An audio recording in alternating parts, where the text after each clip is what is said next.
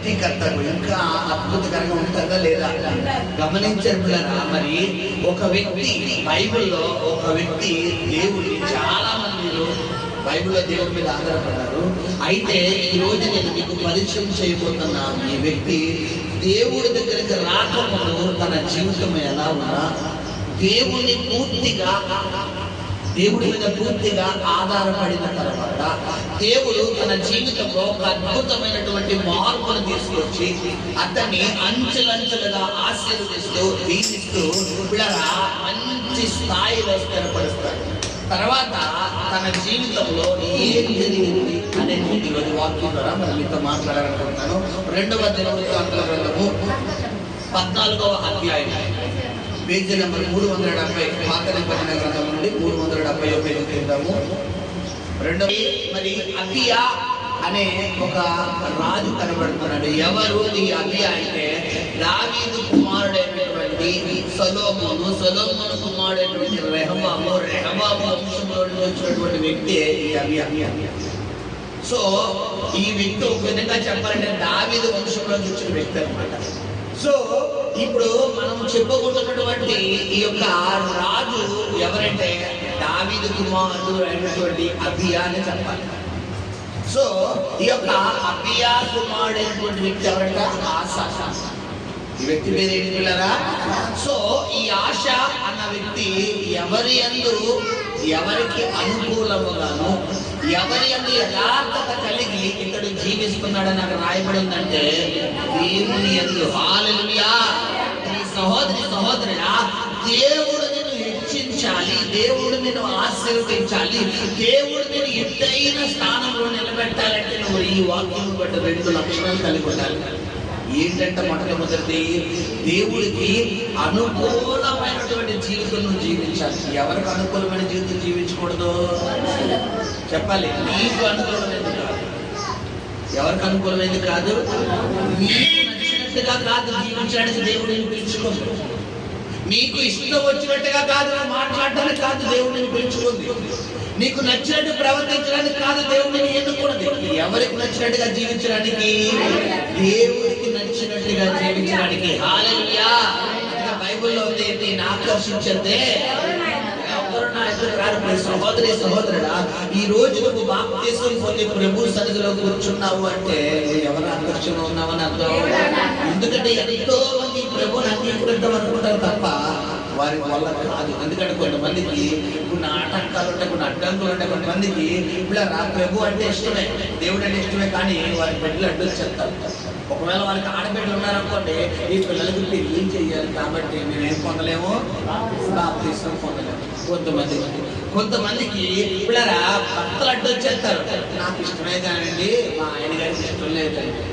కొంతమందికి భార్యలు అడ్డు వచ్చేస్తారు, నాకు ఇష్టమే కానండి నా భార్యకి ఇష్టం లేదండి. కొంతమందికి తల్లిదండ్రులు అడ్డు వచ్చేస్తారు, నాకు ఇష్టమే కానీ మా అమ్మ నాన్నకి ఇష్టం లేదండి ప్రభు సొంత రక్షకుడుగా అంగీకరిద్దామని. సో వారందరితో కంపేర్ చేస్తే ఈ రోజు నువ్వు స్వతహాగా ప్రభుని సొంత రక్షకుడుగా అంగీకరించినందుకు గాను నువ్వు ఎవరి దృష్టిలో ఉన్నట్టు, దేవుని దృష్టిలో ఉన్నట్టు. హల్లెలూయా. హల్లెలూయా. సో గమనించండి, ఈ యొక్క ఆశ తన ఏలుబడి తను ఎటువంటి తత్వం కలిగిన వ్యక్తిగా కనబడుతున్నాడంటే దేవునికి అనుకూలమైన భక్తిని కొనసాగిస్తున్నాడు.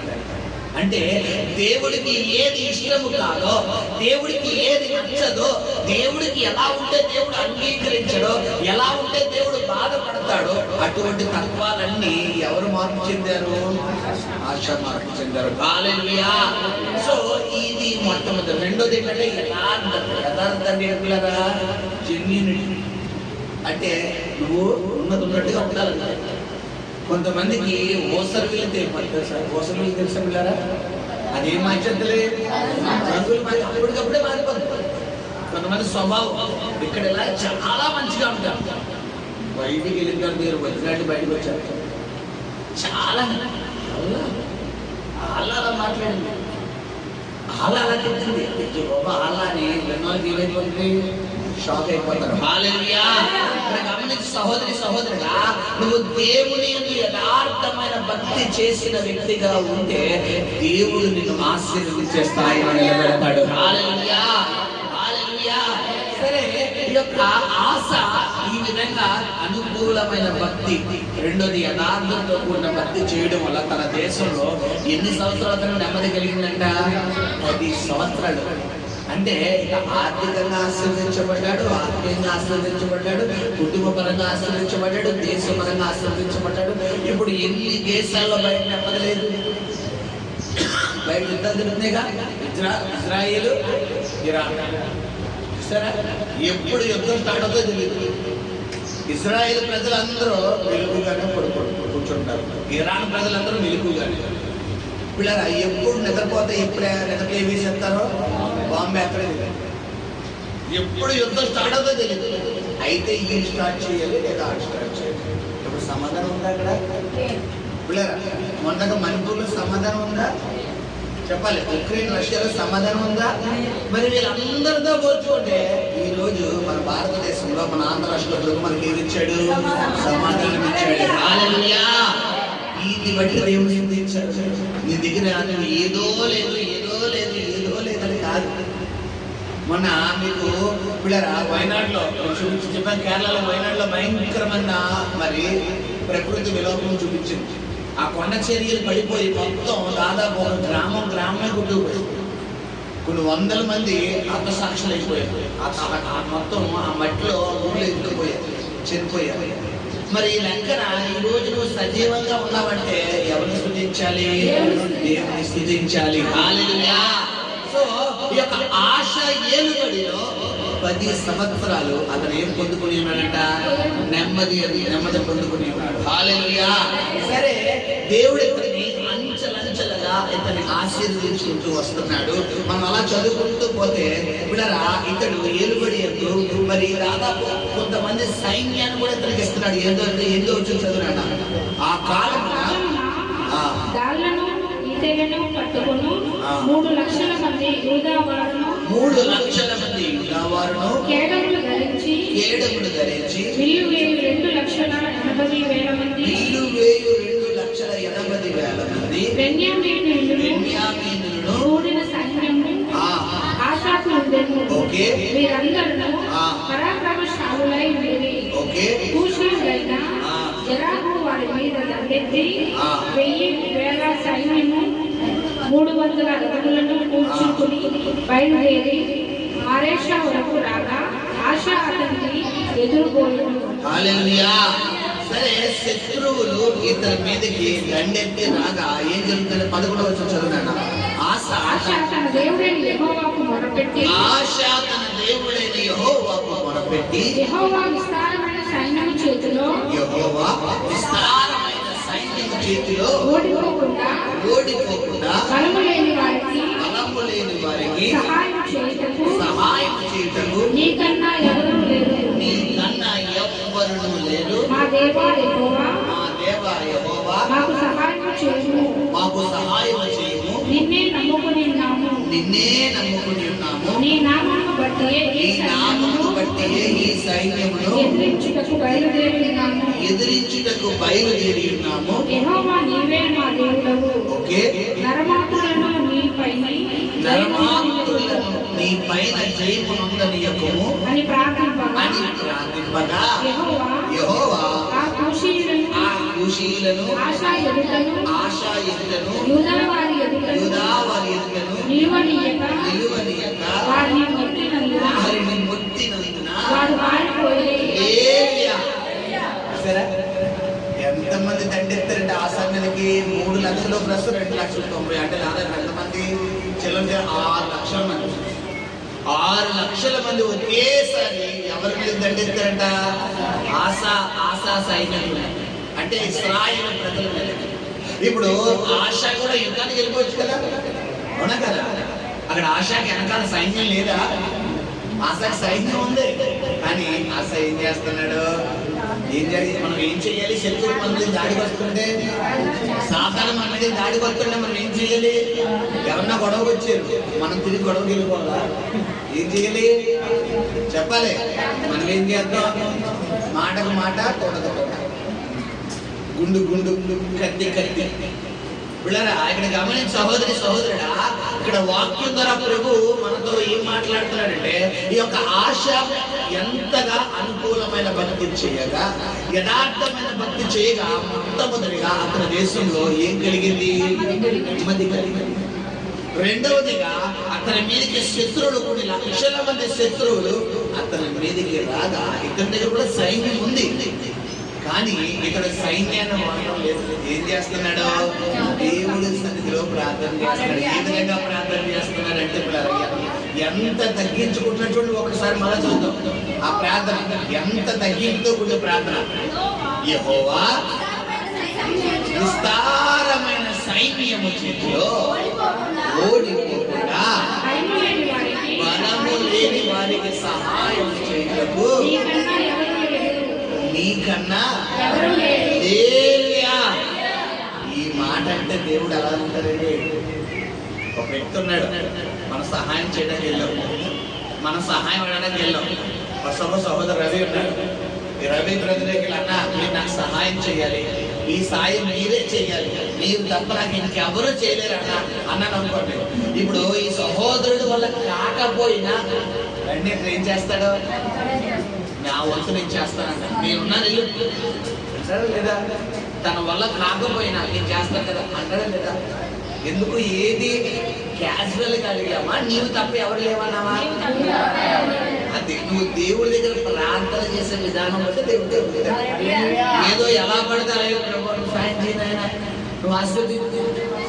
అలాంటివన్నీ క్యాజువల్ వర్డ్స్. దేవుడి దగ్గర ఎలా ప్రార్థన చేయాలంటే, నీవు తప్ప ఎవ్వరు లేరయ్యా, నాకు నువ్వు సహాయం చేయాలంటే నేను పూర్తిగా నేను డిపెండ్ అయిపోయాను, పూర్తిగా ఆధారపడిపోయాను. నీ దగ్గర నుంచి సహాయం తప్ప నాకు వేరే సహాయం లేదు నాయన. నువ్వే నన్ను కనికరించాలి, నువ్వే నన్ను ఆదరించాలి, నువ్వే నన్ను లేవనెత్తాలయ్యా. నువ్వు కనుక దేవుడి సన్నిధిలో ప్రార్థన ఈ మధ్యాహ్న కాలంలో ప్రభు రైతు మాట్లాడిన ఆయన నీకు సహాయం చేయబోతున్నాడు. ఆయన నిన్ను ఆదుకోబోతున్నాడు. హల్లెలూయా. ఆయన నీకు తోడుగా రాబోతున్నాడు. హల్లెలూయా, హల్లెలూయా. సో ఈ విధంగా ప్రార్థన చేయగా దేవుడు ఏం చేశాడంటున్నారా? ఆ యొక్క ఎవరైతే శత్రువులు ఉన్నారో వారిని ముట్టినాడు. ఎందుకంటే వారు కత్తులతో డాలుతో వస్తున్నారు, కానీ వీళ్ళ కత్తులతో డాలు చేస్తున్నారు. ఏ ఆయుధం చేస్తున్నారు? వాక్యం అనే కట్టు, విశ్వాసం అనే డాలు, రక్షణ అనే సహస్రాణము, సమాధానం అనే చెప్పులు, కీర్తి అనే మైమర్పు, సత్యం అనే. ఇప్పుడు ఆ దగ్గర ఓన్లీ లోక సంబంధమైన కత్తులు ఉన్నాయి. వీళ్ళ దగ్గర ఏ కత్తులు ఉన్నాయి? ఆత్మ సంబంధమైన. ఇప్పుడు నువ్వు లోకాన్ని జయించాలి, పాపాన్ని జయించాలి, సాతాన్ని జయించాలి, శత్రువుని జయించాలంటే నీకు లోక సంబంధమైన ఆయుధాలు, మందు బలము, కండ బలం, గుండె బలం ఉంటే బెటరా? ఆత్మ సంబంధమైన కండ బలం, గుండె బలం, బంధు బలం ఉంటే బెటరా? ఏ ఆత్మ సంబంధమైన కండ బలం, గుండె బలం, బంధు బలం? చెప్పాను కదా, 6:12 ప్రకారం వాక్యం అనే కట్టు, విశ్వాసం అనే డాలు, రక్షణ అనే శిరస్త్రాణం, సమాధానం అనే చెప్పులు, నీతి అనే మైమర్పు, సత్యం అనే కట్టు. వాక్యం ఉండాలి నీ దగ్గర. నువ్వు వాక్యం చదవకుండా, వాక్యం వినకుండా, వాక్యాన్ని హృదయంలో భద్రపరచకుండా నువ్వు రోజు నీ జీవితాన్ని ముందుకు కొనసాగించాలి అంటే నీ వల్ల కాని పని. హల్లెలూయా. రెండో నీళ్ళు ఏముండాలి? దేవుడి మీద విశ్వాసం ఉండాలి. ఎటువంటి ఘట్టము గుండా వెళ్ళినా, ఎటువంటి పరిస్థితి గుండా వెళ్ళినా, నీ జీవితంలో ఎటువంటి శోధన ఏర్పడినా నా దేవుడు ఎవరు నన్ను వదిలినా యేసయ్య వదలడు, ఎవరు నన్ను విడిచిపెట్టినా యేసయ్య విడిచిపెట్టాడు, ఎవరు నా పక్షంగా ఉన్నా లేకపోయినా నా దేవుడు నాతో ఉన్నాడు చాలు, నా తండ్రి నాతో ఉన్నాడు చాలు. వదిలేది మనుషులు, వదిలేది పర్వాలేదు, పోనీ డబ్బు పోనీ పర్వాలేదు, పోనీ బంధువులు పోనీ పర్వాలేదు, పోనీ అందరూ వదిలేది, దేవుడు నాతో ఉన్నాడు చాలు. ఆయన ఆయన విశ్వాసం ఎవరిలో ఉండాలి? మనలో ఉండాలి. హల్లెలూయా. మూడోది ఏంటంటే సమాధానం అనే చెప్పులు. అంటే ఏంటి సమాధానం చెప్పులు? నువ్వు ఎక్కడికెళ్ళా సమాధానం అనమాట. కొంతమంది చూడగలరా, మనల్ని కదిలి గొడవ పెట్టుకుంటారు. కొంతమంది కావాలని కయ్యానికి ఏం చేస్తారంట? కాదులు కయ్యాన్ని కాదు కావాలని గొడవ పెట్టుకుంటారు, కావాలి అనుకోకుండా గొడవ పెట్టుకుంటారు, కావాలని గొడవ పెట్టుకుంటారు. మనం ఎంత వెనక్కి వెళ్దామన్నా వాళ్ళు ఏం చేస్తారు పిల్లరా? గొడవ తింటారు. ఇప్పుడు అలాంటి వాళ్ళ గురించి బైబిల్లో ఉందా? ఎవరంట? సఖ్యమైనంత వరకు ఎలా ఉండాలి మనం? అందరితో సమాధానం ఉండి, నీ భర్తతో, నీ భార్యతో, నీ బిడ్డలతో, నీ తల్లిదండ్రులతో ఎవరైనా ఎదురైనా నేను బాధపరచమని పోలే. దేవుని స్తోత్రం. ఇంకా దేవుని స్తోత్రం.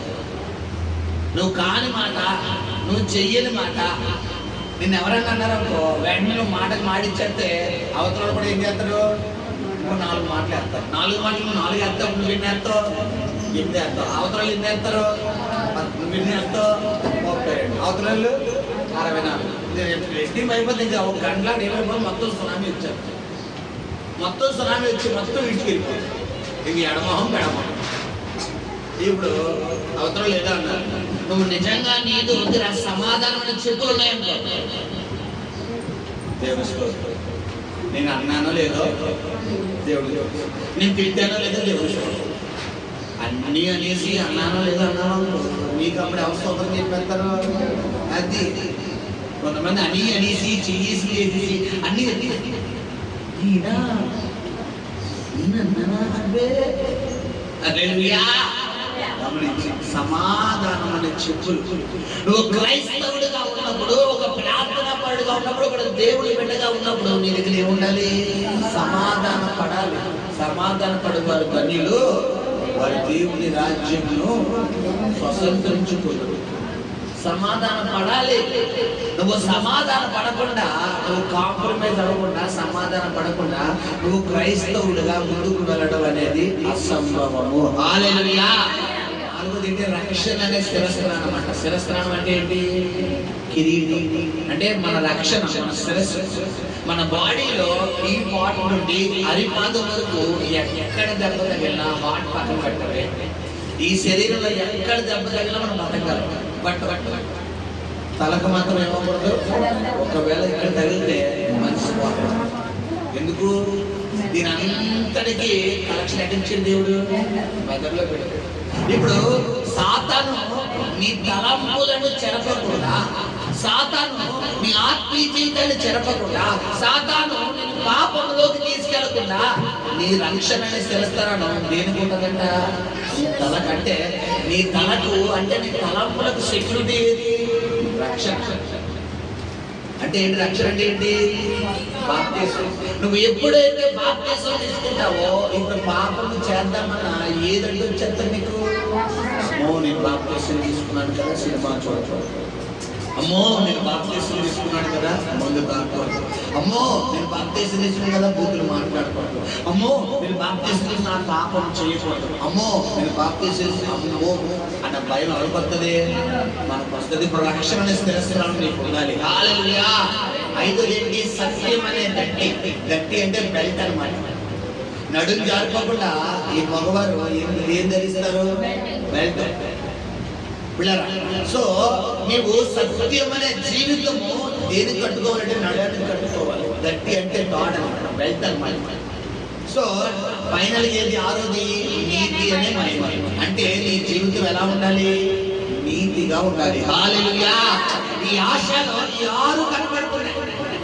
అతడు ఒక యథార్థత కలిగిన వ్యక్తిగా, అనుకూలమైన భక్తి చేసిన వ్యక్తిగా తన స్వనీతి చెప్పున కాదు కానీ ఎవరి నీతి చెప్పు నడుచుకుంటున్నాడు? దేవుని నీతి చెప్పు నడుచుకోవడం వల్ల కొన్ని లక్షల మంది సైన్యం, కొన్ని లక్షల మంది శత్రువులు అతని మీద దుమ్మిగా దండెత్తిరాగా అతను ఒకటే ప్రార్థన చేస్తున్నాడు. దేవుడి సన్నిధిలో యెహోవా మేము నీ మీద ఆధారపడి ఉన్నాము, నీవు తప్ప మాకు సహాయం చేసేవారు ఎవరు లేరయ్యా. నీవే సమస్యలు నన్ను బయటికి లాగాలి, నీవే ఈ శోధన వచ్చినట్టు బయటికి లాగాలి అని కనుక నువ్వు దేవుడికి మొరపెడితే ప్రభు నీతో మాట్లాడుతున్న మాట ఏంటంటే ఈ రాత్రే ప్రభుని పక్షంగా కార్యం చేయబోతున్నాడు. హల్లెలూయా. ఈ రాత్రి ప్రభు నీ జీవితంలో అద్భుతం చేయబోతున్నాడు. హల్లెలూయా. సో ఈ విధంగా సంతోషంగా క్రమంగా తన జీవితం వెళ్ళిపోయింది. తర్వాత మనం కొంచెం కొంచెంగా ముందుకు వెళ్దాము. సరే ఇలా వెళ్ళిపోతున్నప్పుడు 16వ అధ్యాయం ప్రారంభం చదువుతున్నాను. ఆశా ఏలుబడియందు 36వ సంవత్సరమున ఇశ్రాయేలు రాజు అయిన బయషా యూదా వారి మీద దండెత్తి బయలుదేరి యూదా రాజైన ఆసా యుద్ధకు రాకపోకలు జరుగుతున్నట్లు రామాను కట్టింపగా ఆశా యెహోవా మందిరమందును రాజనగరమందును ఉన్న బొక్కసములలోని వెండి బంగారములను తీసి దమస్కులో నివాసము చేయు సిరియా రాజుకు బెన్హదాదు వద్దకు దూతలను చేత పంపించి, నా తండ్రికి నీ తండ్రికి కలిగి ఉన్నట్లు నాకును నీకును సంధి కలిగి ఉన్నది. వెండిని బంగారమును నీకు పంపి ఉన్నాను. ఇశ్రాయేలు రాజైన బయోషాను విడిచి కావలికి పోయినట్లుగా నీవు అతనితో చేసి ఉన్న సంధిని భంగము చేయమని వర్తమానము చేసెను. బెన్హదాదు రాజైన ఆశా మాట అంగీకరించి తన సైన్యముల అధిపతులను ఇశ్రాయేలు వారి మీద పట్టణముల మీదకి పంపగా, వీరు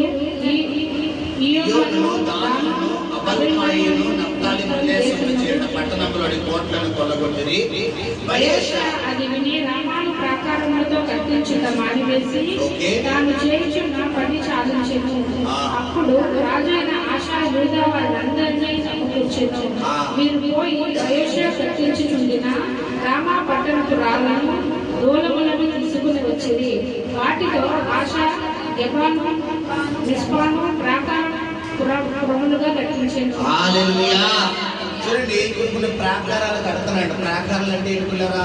కోటలు అంటే కోటలు అనమాట. అంటే శత్రువులు వీరి మీదకి దండెత్తి వచ్చినప్పుడు వీరు దాగుండేవన్నమాట. సో ఇలా కొన్ని ప్రాకారాలు ఇక్కడ కడుతున్నప్పుడు అంట కొంతమంది శత్రువులు ఎవరి మీదకి వచ్చారంట? ఆశ మీద. ఆల్రెడీ 6 లక్షల మంది శత్రువులు రాగా తుత్తిని వేసేసాడు. ఒక్కళ్ళ మిగిల్చేయడం కంట మళ్ళా వచ్చారు. తన 38వ సంవత్సరంలో మళ్ళా వచ్చారు. రాగా మళ్ళా ఆశ ఏం చేయాలి చెప్పాలి. ఈసారి అయ్యగారు ఏం చేస్తున్నారంటే ప్రార్థన చేయలేదు. అదే ఈసారి ప్రార్థన చేయలేదు, సంధికి వెళ్తున్నాడు. సంధికి అంటే ఆతో ఏం కుదుర్చుకుంటున్నాడు పిల్లరా? చెప్పాలి. పొత్తు కుదుర్చుకుంటున్నాడు. ఆతో ఏం కుదుర్చుకుంటున్నాడు? పొత్తు అంటే నేను మీ జోలికి రాను, మీరు నా జోలికి రాను. నీకు కావాలంటే బంగారం ఇస్తాను, వెండి ఇస్తాను. సో మీరు మా దేశంలో ఉండండి, మేము మీ దేశంలో ఉంటాం. మీరు ఇక్కడ వ్యాపారాలు చేసుకోండి, మేము అక్కడ వ్యాపారాలు చేసుకుంటాం. హల్లెలూయా, హల్లెలూయా. సో గమనించే పిల్లరా, ఎప్పుడైతే ఈ యొక్క ఆశ ఇలా ఒప్పందం చేసుకుని ఏం చేస్తున్నాడు? తను ప్రాకారాలు కట్టేసుకుంటాడు. ఈ విషయం అంతా ఎవరు అబ్జర్వ్ చేస్తున్నారు? దేవుడు అబ్జర్వ్ చేస్తున్నాడు. దేవుడు అబ్జర్వ్ చేసి ఒక ప్రవక్తను పంపిస్తున్నాడు. ఏ విధంగా 7వ వచనం చదువుతున్నాడు. ఆ కాలమందు దీర్ఘదర్శి అయిన యూదా రాజైన ఆసా యొద్దకు వచ్చి అతనితో ఇలా ప్రకటించెను, నీవు నీ దేవుడైన యెహోవాను నమ్ముకొనక సిరియా రాజును నమ్ముకొంటివే. సిరియా రాజు యొక్క సైన్యము నీ వశము నుండి తప్పించుకొని పోయెను. బహు విస్తారమైన రథములను గుర్రపు రౌతులను గల కుషీలను లూబీలను గొప్ప దండై వచ్చింది కదా. అయినను నీవు యెహోవాను నమ్ముకొనినందున ఆయన వారిని నీ చేతికి అప్పగించెను. అవునా కాదా? చెప్పిందే కదా. కూషీలు లీబీలు 6 లక్షల మంది గొప్ప దండితో ఎవరి మీద దాడికి వచ్చారు? ఆల్రెడీ ఆశా మీదకి రాగా ఆశ ఎవరికి ప్రార్థన చేశాడు? దేవుడికి ప్రార్థన చేశాడు. ఇప్పుడు మళ్ళా ఇంకో దండి వచ్చాడు. ఇప్పుడు కూడా ఏం చేయాలి? ఆశ మళ్ళా రేపు ఇంకోవచ్చు. అప్పుడు కూడా ఏం చేయాలి? మన జీవితంలో గతంలో గడిచిన 2023 సమస్య వచ్చింది. ఎవరికి ప్రార్థన చేస్తాం? దేవుడు విడిపించాడు. ఈ 2020 ఇంకో సమస్య వచ్చింది. మళ్ళీ ఎవరికి ప్రార్థన చేయాలి? రేపు 25 ఇంకో సమస్య ఉంది. మళ్ళీ ఎవరికి ప్రార్థన చేయాలి? కొంతమంది స్వభావం ఎలా ఉంటారు? ఆ సమస్యను బట్టి దేవుడికి చెప్పాలా, మనుషులకి చెప్పాలా తెలుసా?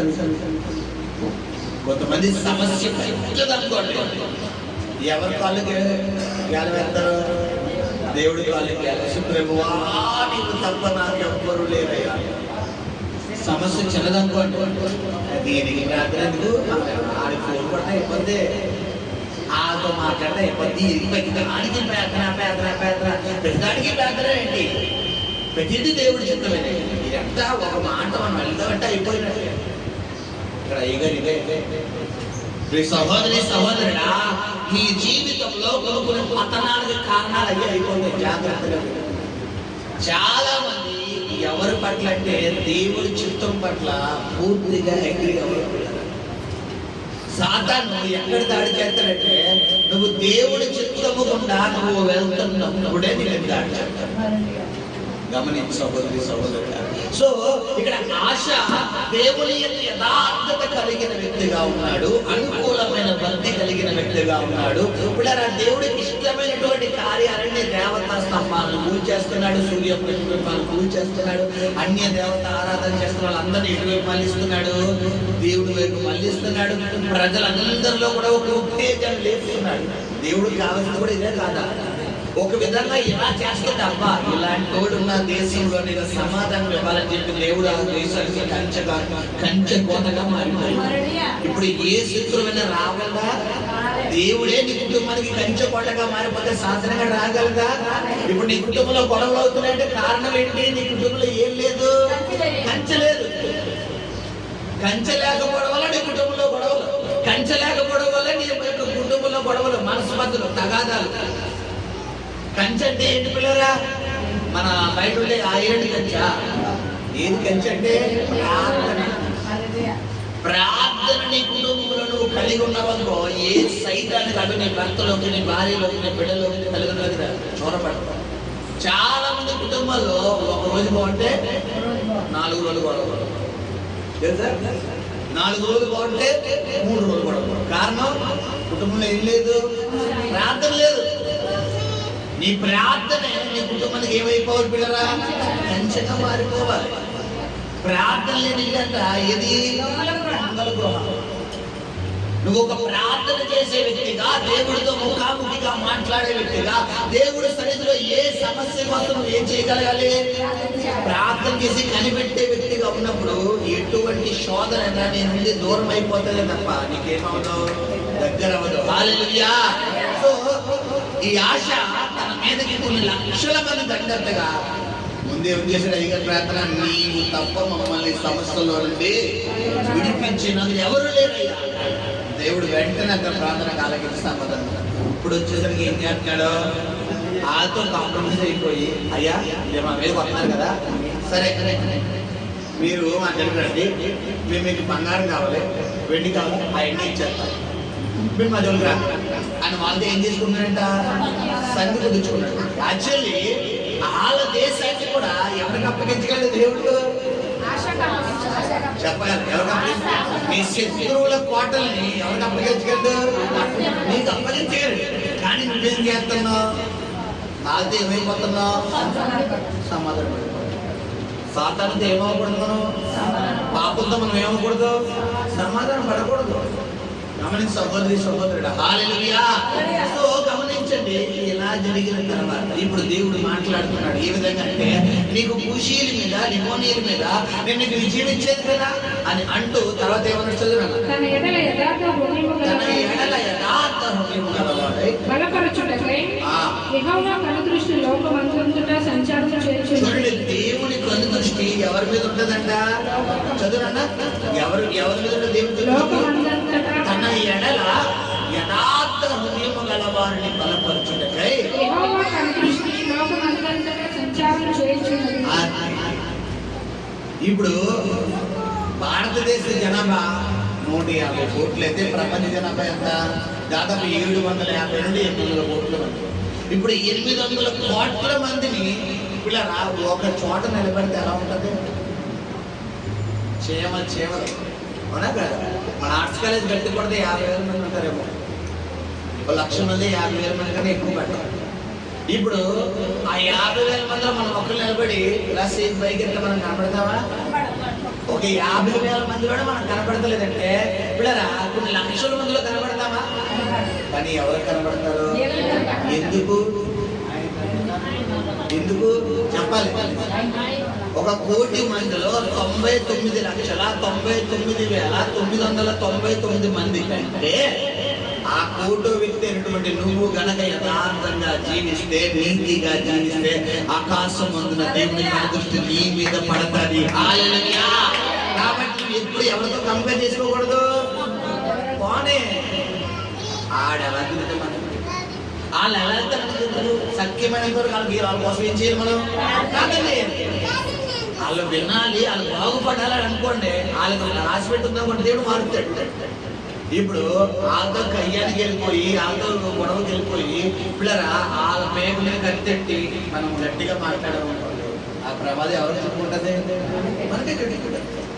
ఇప్పుడు నీ యథార్థత ఎంతగా అంటే మనం చదువుకున్న మాట చూడండి, ఏంటంట? తన ఎడల యథార్థ హృదయం గలవారికి బలపరచుటకై యెహోవా తన దృష్టి ఆ లోకమంతటా సంచారం చేయుచున్నది. లోకమంతటా అంటే ప్రపంచమంతటా ఎక్కడున్నాడు నా వంక చూడండి పిల్లలు ఇలాగా చూడండి, నా వంక చూడండి ఒకసారి. లోకమంతటా ఎవరు కనుదృష్టి చూస్తుందంట? ఎవరున్నారు యథార్థంగా? పలానా జాషువా జనరేషన్ తెచ్చురా ఎవరున్నారు ఒక్కసారి చూస్తాను, ఎలా చూస్తాను చెప్పి ఆకాశం నుంచి దేవుడు ఎవరు చూస్తారంట? మనల్ని చూస్తున్నాడు. హల్లెలూయా. దీన్ని బట్టి నువ్వు ఎలా ఉండాలి? యథార్థంగా, నీ భర్త దగ్గర యథార్థంగా ఉండు, నీ భార్య దగ్గర యథార్థంగా ఉండు, నీ బిడ్డల దగ్గర యథార్థంగా ఉండు, తల్లిదండ్రుల దగ్గర యథార్థంగా ఉండు, నీ తోబుట్టుల దగ్గర యథార్థంగా నీతిగా ఉండు. అంతేగాని యథార్థం ఏమకూడదు, కోల్పోకూడదు. హల్లెలూయా. సో తర్వాత చదువునాడు. ఈ విషయమందు నీవు మతి తప్పి ప్రవర్తించితే గనుక నీవు మతి తప్పి అంటే ఆశ దేవుడే ఏం కోల్పోయాడు? ఇప్పుడు యథార్థత కోల్పోయాడు. అంటే దేవుడి మీద ఆధారపడేటటువంటి వ్యక్తి ఎవరి మీద ఆధారపడుతున్నాడు? మనుషులు, డబ్బు మీద, వెండి మీద, బంగారం. ఒకప్పుడు దేవుడే నా కోట, దేవుడే నా కొండ, దేవుడే నా సర్వం, దేవుడు లేకపోతే నాకు ఏమీ లేదు, దేవుడు దేవుడు దేవుడు దేవుడు. డబ్బు డబ్బు డబ్బు డబ్బు డబ్బు డబ్బు డబ్బు బంధువులు బంధువులు బంధువులు బంధువులు బంధువులు బంధువులు బంగారం బంగారం బంగారం బంగారం బంగారం బంగారం వెండి వెండి వెండి వెండి ఇల్లు ఇల్లు ఇల్లు ఇల్లు బంగారం బంగారం ఉద్యోగం ఉద్యోగం ఉద్యోగం వ్యాపారం వ్యాపారం వ్యాపారం. నీ జీవితంలో పతనమే కూడా కారణాలు అయ్యాయి. ఒకప్పుడు దేవుడు దేవుడు దేవుడు దేవుడు ప్రార్థన ప్రార్థన ప్రార్థన పరిచర్య పరిచర్య పరిచర్య యేసయ్య యేసయ్య యేసయ్య అన్న నువ్వు ఈరోజు ఎటువైపు పరిగెడతావు? గమనించి సహోదరి సహోదరుడా, సాతాను ఊరికనే రాడు తెలుసా? దేవుడు ఎంత బిజీయో ఆడు అంతే బిజీ. ఊరికనే ఎవరి జీవితంలో రాడాడు. నువ్వు ఇన్వాల్వ్మెంట్ ఇస్తేనే ఆటి ఊరిలో నువ్వు అవకాశం ఇస్తేనే వస్తాడు. అవకాశం ఇవ్వడం అంటే ఏంటి? నువ్వు యథార్థత కోల్పోవడం, నువ్వు నీతిని కోల్పోవడం, నువ్వు దేవుడు అంటే ఆసక్తి కోల్పోవడం, దేవుడిలో సొమసిల్లిపోవడం, బలహీనం అయిపోవడం. ఎప్పుడైతే మోర్చెల్లిపోతావో, ఇప్పుడు శాస్త్రగాడు ఏ రూపంలో వస్తాడో, నీ భర్త రూపంలో వస్తాడు, నీ భార్య రూపంలో వస్తాడు, నీ తల్లిదండ్రుల రూపంలో వస్తాడు, నీ బిడ్డల రూపంలో వస్తాడు, నీ తోబుట్టుల రూపంలో వచ్చి నీ మీదకి ఏం చేస్తాడు? ఇప్పుడు ఏం చేస్తావు? మళ్ళా ఈ ఆటలో తప్ప మనం ఏమైనా చేసింది ఏమన్నా ఉందా? ఇప్పుడు అదే ఆశ కొన్ని లక్షల మంది తండ్రి ఎక్కడ ప్రార్థన చేస్తాడు? ఇప్పుడు ఎవరితో వెళ్తాడు? మనుషులు. దేవుడు ఊరుకున్నాడా? పోలే వాళ్ళని సరి చేస్తున్నాడు కదా, పోలే సమాధానంగా ఉంది, గొడవకి వెళ్ళలేదు అని అనుకున్నాడు దేవుడు. దేవుడు ఏమన్నాడు? ఆ సౌలు ఇశ్రాయేలు ప్రజల మీదకి, ఇశ్రాయేలు ప్రజల మీద అమ్మోనీయులు దండెత్తి వస్తున్నప్పుడు దేవుడు సౌలుతో ఏం చెప్పాడు? మొదటి సమయంలో మనం చదువుకున్నప్పుడు 15వ అధ్యాయంలో ఏం చేస్తున్నాడు? చిన్నలేమి పెద్దలనేమి, స్త్రీలనేమి పురుషులనేమి, మొత్తం పశువులనేమి, మొత్తం అన్నిటి చేసేమన్నాడు. మొత్తం అన్నింటినీ నాశనం చేశాడు, బొత్తిగా నాశనం చేశాడు. మా అయ్యగారికి జాలి దయ కణితులు ఎక్కువైపోవడం వల్ల ఏం చేస్తున్నాయంట? రువ్వినవి, బలిష్టమైనవి, మంచివి, దేవుని బలికి మంచిగా ఉపయోగపడి తీసుకెళ్ళి ఏం చేస్తున్నాడంట? తన పెరట్లో దొడ్లో పెట్టాడు. ఇప్పుడు సేవకుడు చదువుతున్నాడు, సమయంలో వచ్చేది, ఏవయా సౌలా అన్ని నాశనం చేసావా? నాశనం చేశాను మాస్టర్ గారు. అన్ని వదిలేసావండి, అన్ని వదిలేసాను. పాపం వదిలేసావా? వదిలేసానండి. ద్వేషం వదిలేసావా? వదిలేసానండి. దేవుడి పాపం వదిలేసా? పాపం వదిలేసాను. చూపు బలహీన వదిలేసావా? వదిలేసాను. నోటి బలహీన వదిలేసావా? వదిలేసాను. చెయ్యి బలహీన వదిలేసా? వదిలేసానండి. చరిత్ర వదిలేసావా? వదిలేసాను. అయ్యో బాబు అన్ని వదిలేసాడు మాస్టర్ గారు. అన్ని మరి ఆ పెరట్లో కేకలు వినబడుతున్నాయి, ఆ బర్రెలు అరుపులు వినబడుతున్నాయి. అయ్యా నిన్న దేవుడు చెప్పాడు కదా, ఆ చూపును విడిచిపెట్టరు రమ్మని చెప్పన్నాడు కదా, ఆ మాట బలహీనత విడిచిపెట్టకుండా చెప్పాడు కదా. అక్కడ అసలు కోపడ్డానంటే ఏం లేదు, కోపం నన్ను తిట్టింది, నా కోపం రాదా? నన్ను కొట్టాడు, నా కోపం రాదా? నన్ను ఇలా అన్నాడు, నా కోపం రాదా? నన్ను తన్నాడు, నా కోపం రాదా? అందుకే 2 తప్పులు వేసాను, అందుకే 2 తిట్లు తిట్టాను, 2 బూతులు మాట్లాడాను అంతే, ఏమనలేదు, 2 బూతులు అంతే. దాన్ని కూడా నువ్వు చెప్పేస్తే వింటాను అన్నాడు. ఇదంతా ఎవరు చూసారు? సీసీ కెమెరాలో వచ్చి చూసి ఎవరికి చెప్పాడు? సమయాలు చెప్పాడు. సమయాలు ఒకసారి వెళ్ళమ్మా. సమయాలు రాగానే సౌలులో యథార్థత ఉంటే ఏం చెయ్యాలి? సమయాలు రాగానే అయ్యా వందనాలయ్యా, నిజమేనయ్యా, దేవుడు తీసుకురమ్మన్నాడు, మొత్తం సమయం ఇచ్చేయమన్నాడు, కానీ నేను కొంచెం పెండింగ్ ఉంచాను. అది కూడా దేవుడికి అంగీకారంగా అర్పణగా అన్నాడు. కోపం అర్పణ చెప్పాలి. నరుడి కోపం దేవుడి నీతిని. ఇక్కడ దేవుడు నీకు దేవుడికి చిత్తము కానిది, దేవుడి ఇష్టం కాని నీ జీవితంలో ఏదైతే ఉందో అది కొద్దిగా ఏం చేయాలి? నువ్వు నాశనం చేసేయాలి. అలా కాకుండా కొన్ని పెండింగ్లు ఎట్టుకున్నామంటే రేపు అయ్యేది కూడా గమనించబోదు. సమస్త కీడులకు మూలం ఏంటి చెప్పాలి? సమస్త కీడులకు మూలమే తెలుసా? కోపం. సమస్త కీడులు చిన్న దగ్గర నుండి పెద్దల వరకు. ఇప్పుడు ఈ పిల్ల మా అవిలా ఉంది, ఆ పిల్ల చేతిలో కిన్నజాయి పెట్టి పక్కన చిట్టీనిచ్చి ఈ కిన్నజాయి అవిలా చేతిలో చిట్టి లాక్కుందనుకోండి, అప్పుడు దగ్గర ఇద్దరు చెట్టా పట్టాలు వేసుకుని తిరుగుతున్న ఇద్దరులోంచి ఒకరిని ఏమొచ్చింది? పాపం. ఎందుకు? ఈ అమ్మాయి చేతిలో కిన్నజ ఎవరు లాగేసుకుంది? ఇప్పుడు మళ్ళీ ఈ అమ్మాయి ఆ అమ్మాయి చేతిలో ఏం చేస్తుంది? ఈ అమ్మాయి ఇద్దరు లాక్కుడు జాయిగా లాక్కుడుగా చేతి అడిగిపోతుంది తెలుసా? జుట్టు మీదకి వెళ్ళిపోతుంది, జుట్టించుకుని. అప్పుడు దగ్గర భుజాల మీద చేతులు కూడా ఒక స్టెప్ పైకి వెళ్తాయి జుట్టించుకుని. ఇప్పుడు వాళ్ళ మమ్మీ వాళ్ళ మమ్మీ ఇద్దరు మా పిల్ల ఇద్దరే లాగాలి. అప్పుడు దాకా చెట్టాపట్టాలు వేసుకున్న భుజాల మీద వేసుకున్న చేతులు కొద్దిగా ప్రమోషన్ నుంచి అడిగెళ్తాయి. ఇప్పుడు గొర్రెల మీదకి వెళ్తాయి. మనం చూడలేదు అనుకోండి, గొర్రెల నుంచి అడిగిపోతే ఇంకా గొర్రెల మీదకి వెళ్ళిపోతుంది. అందుకే దేని గురించి చిన్న సాకులు అంటే పిల్లరా గమనించి సహోదరుడా, సాతాను ఇక్కడే దాడి చేస్తాడు. నీ ఆత్మీయ జీవితంలో దేవుడు నిన్ను ఏదైతే విడిచిపెట్టమని బల్ల బుద్ధి వాక్యం ద్వారా నీతో మాట్లాడుతున్నాడు, ఏం చేయాలి? మొత్తం విడిచిపెట్టాలి. వద్దు, మనకొద్దు, మనకది కరెక్ట్ కాదు, మనకది వద్దు, మన కాదు, మన జోలికి వెళ్ళకూడదంటే వద్దన్నాడు. లేదు, చాలా మంది డ్రింక్ అలవాటు. కొంతమందికి ఏమొచ్చాడు తెలుసా? పెరాలసిస్ వచ్చాడు, పక్షవాతం. డాక్టర్లు ఏమంటారు? అయ్యా నువ్వు కొద్ది కాలం బతకాలంటే నువ్వు ఏం మానేయాలి? మందు మానేయాలి. నువ్వు బతకాలంటే మందు మానేయాలి. ఇప్పుడు నాకు మందే కావాలంటే త్వరగా టికెట్ తీసుకుంటాను. లేదయ్యా నేను ఎక్కువ కాలం బతకాలంటే ఇప్పుడు నువ్వు పరలోక రాజ్యం కావాలి అనుకుంటే నువ్వు భూలోకంలో పాపం మానేయాలి, మందుతో సమానం పాపం. నువ్వు పరలోక రాజ్యం వెళ్ళాలంటే పాపం మానేయాలి. నువ్వు పరలోక రాజ్యం వెళ్ళాలంటే వేషం మానేయాలి. పరలోక రాజ్యం వెళ్ళాలంటే దేవుడు ఏదైతే నేను బొత్తిగా నాశనం చేయమంటున్నాడో అవి కొంచెం కూడా ఏం చేయకూడదు. చదవ ఇంట్లో చదవబట్టి ఏం చేస్తాం? వాళ్ళ చిన్నపిల్లలు ఏం చేస్తాం? పెద్దలే కాదు, చిన్న చదివితే అనుకుంటావా?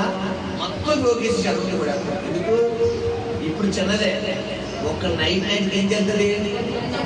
మొత్తం రోగేసి.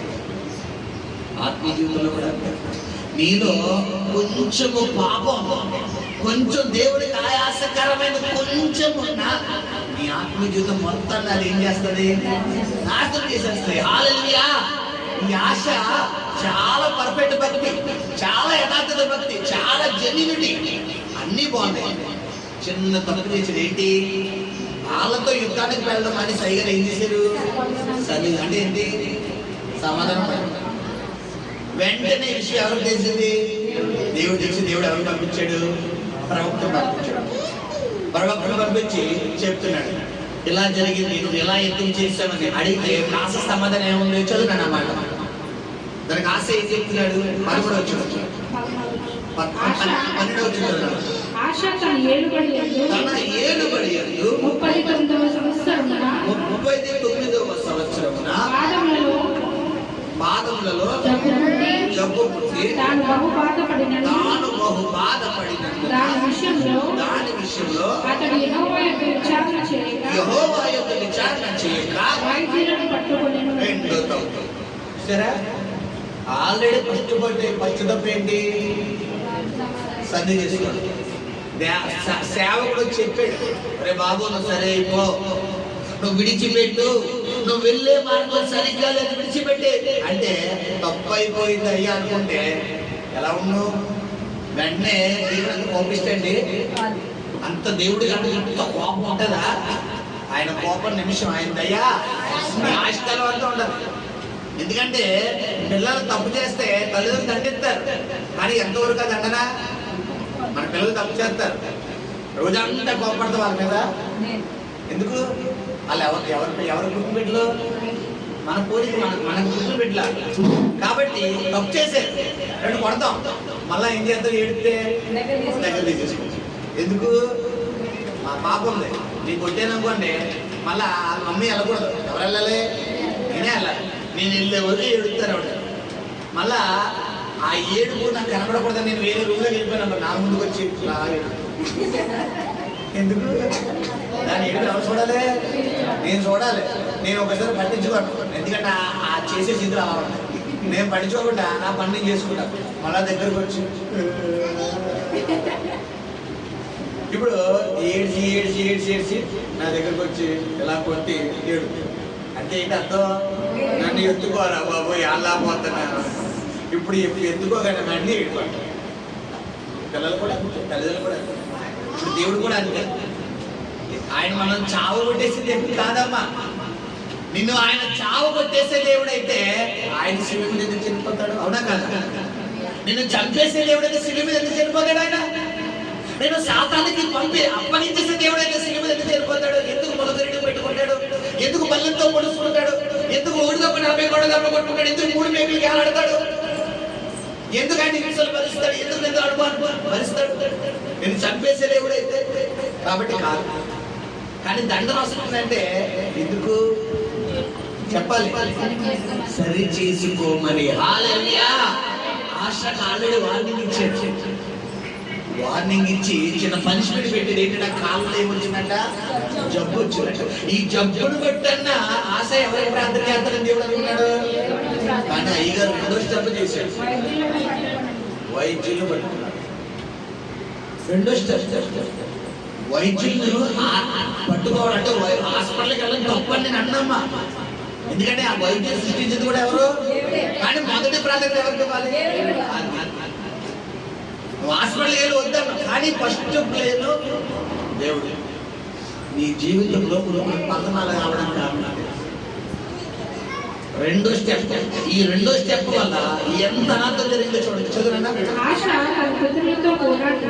ఆశ తన పితరులతో కూడా నిద్రించి తన 40వ సంవత్సరమున వృద్ధి నొందగా అయిపోయింది. చూసారా?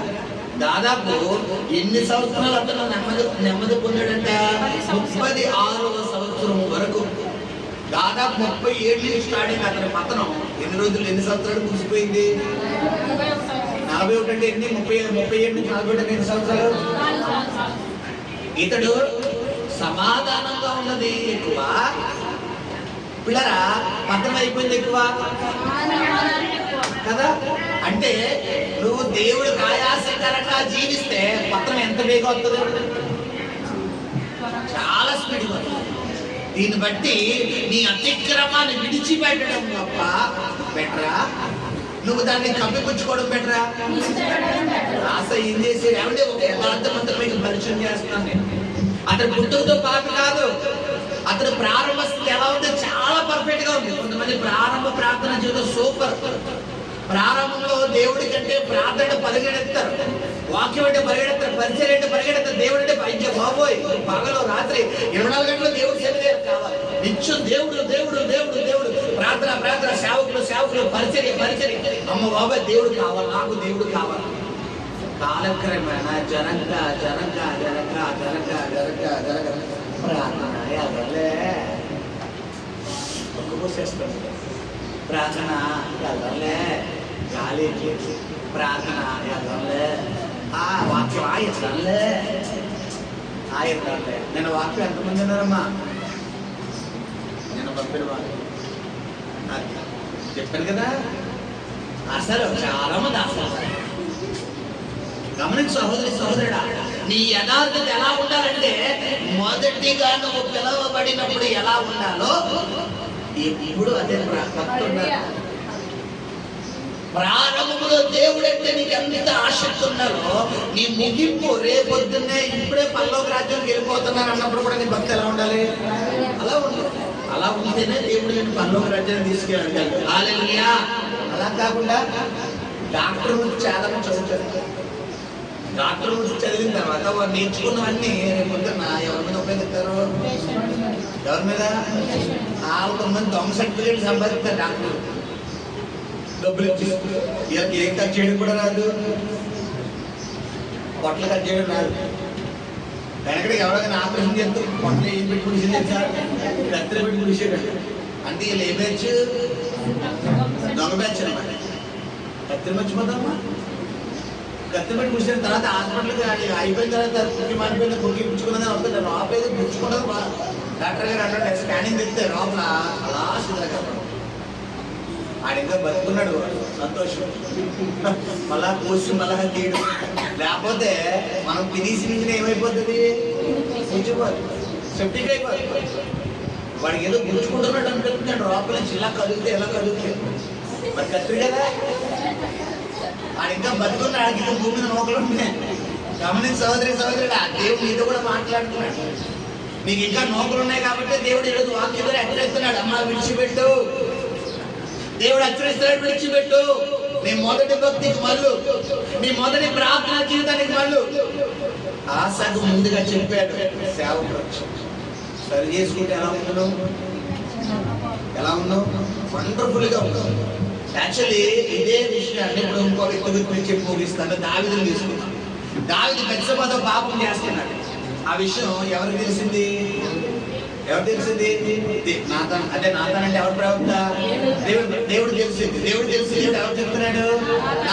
నాతాను చెప్పగానే దావీదు వెంటనే ఏమైపోతున్నాడు? సాష్టాంగ వెంటనే సరి చేసేసుకుంటున్నాడు. ఆ పాపం ఎక్కడితో పోయింది? అంటే అతను మనుషుని ఎక్కడితో పోయింది? స్ప్రెడ్ అవ్వలా. బట్ మనోడు మాత్రం చిన్న పనిష్మెంట్. అంటే నువ్వు చేసిన కొన్ని పొరపాట్ల వల్లే నీకు కొన్ని వ్యతిరేకతలు వస్తాయి. నాకు ఎందుకు ఈ వ్యతిరేకత వచ్చింది, నాకు ఎందుకు ఈ సమస్య వచ్చింది అని ప్రభు సన్నిధిలో నువ్వు ప్రాధేయపడి నువ్వు ప్రార్థన చేసినప్పుడు దేవుడు నీకు ఏం చేస్తాడు? మైండ్ లో జ్ఞాపకం చేస్తాడు. అమ్మో ఇదిగో నేను అక్కడ అలా అన్నాను కదా, ఇక్కడ ఎలా తిట్టాను కదా, ఇక్కడ ఎలా కోపడ్డాను కదా, అదే అక్కడి నుంచి తేడా వచ్చింది. వెంటనే దేవుడు నీకు ఏం చేస్తాడు? జ్ఞాపకం చేయగలరు. ఏం చేయ ప్రభు సన్నిధిలో సరే పోవాలి. అందుకే హాస్పిటల్కి వెళ్తాం, కడుపులో చాలా నొప్పి వచ్చేస్తుంది. డాక్టర్ గారు చాలా నొప్పి వచ్చాడు, చాలా నొప్పి వచ్చాడు. ఇలా మెల్లు తిరిగిపోతాం. డాక్టర్ అవునమ్మా అర్జెంట్గా ఇది ఇంటికి చేస్తాడు కదా. ఏమంటారు? ముందు కూర్చోబెట్టి కూర్చోమ్మా, ముందేం తిన్నావు, పొద్దునేం తిన్నావు, రాత్రి ఏం తిన్నావు? నేను రాత్రి వేడి వేడి వేడి వేడి మెరుగా వచ్చి ఒక 20 తినేసానండి. వేడి వేడి ఫ్రైడ్ రైస్ ఎంత తినేసానండి, వేడి వేడి బిర్యానీ తినేసానండి. అప్పుడు నుంచి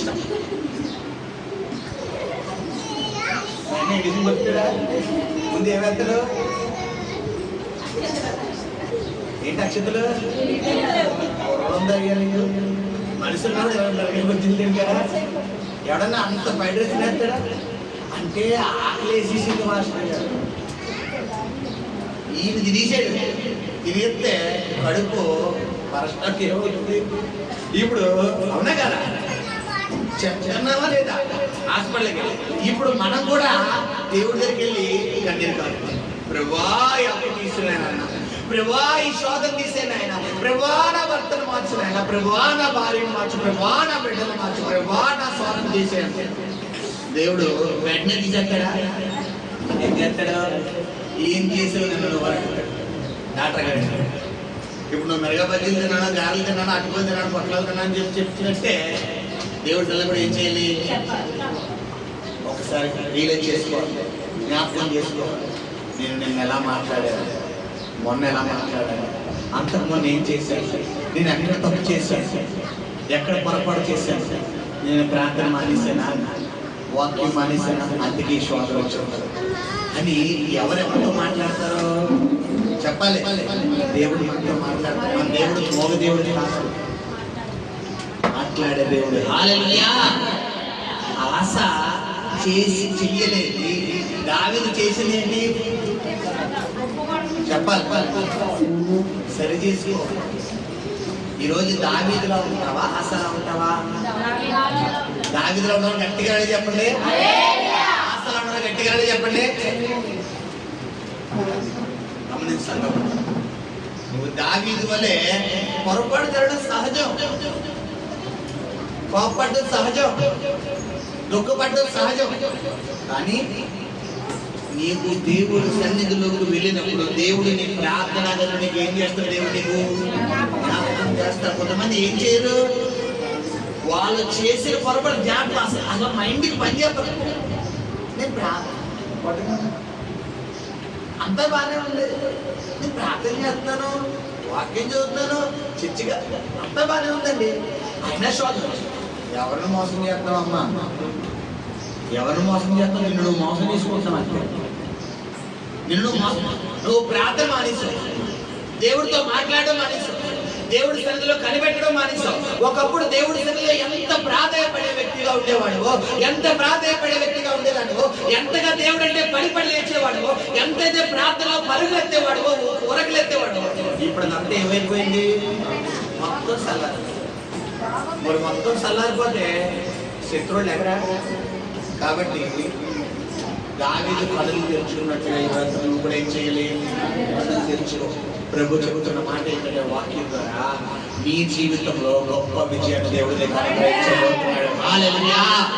నీకు విరోధంగా రూపొందిన ఏ ఆయుధము వర్తిల్లదు. హల్లెలూయా. నీవు బ్రతుకు దినములంటే ఏ మనుషుడు నీ ఎదుట నిలవజాలడు. హల్లెలూయా. ఊరకనే యెహోవా నిలుచు, యెహోవా చేత ఊరకనే నిలుచుండి చూడు, యుద్ధము యెహోవాదే. హల్లెలూయా. నీవు కాదు, దేవుడే యుద్ధం చెయ్యబోతున్నాడు. దేవుడి సన్నిధిలో ప్రార్థయపడు, దేవుడి సన్నిధిలో ప్రార్థన చేయి, దేవుడితో పశ్చాత్తాపడు, దేవుడే కార్యం చేయబోతున్నాడు. కన్ను మూసుకున్నా ప్రార్థన చేస్తారు. పరిశుద్ధము నమ్మకము